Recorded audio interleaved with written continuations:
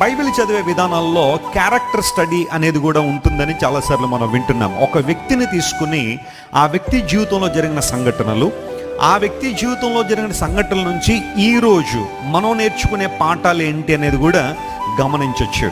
ఈరోజు నేను యాయీరు అనబడే వ్యక్తి జీవితంలోంచి కొన్ని అమూల్యమైన పాఠాలు మీతో మాట్లాడాలని నేను కోరుతున్నాను. బైబిల్లో రాయబడిన ప్రతి మాటకు ఒక మంచి అర్థం ఉన్నట్టుగానే యాయీరు అనబడే వ్యక్తి కూడా, ఇంగ్లీష్లో ఇతన్ని జైరస్ అంటారు, జైరస్ అనే పిలుస్తారు. ఇతని పేరుకు కూడా ఒక మంచి అర్థం ఉంది. ఆ అర్థం ఏంటంటే జైరస్ అనగా వెలిగింపబడినవాడు లేదా జ్ఞానోదయం అయినవాడు అని అర్థాన్ని మనం గమనించాలి. ఇంగ్లీష్లో బాగుంటుంది ఆ మాట, ఎన్లైటెండ్ అనే మాట వాడారు.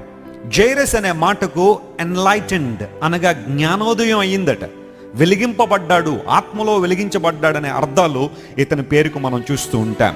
నూతన నిబంధనలో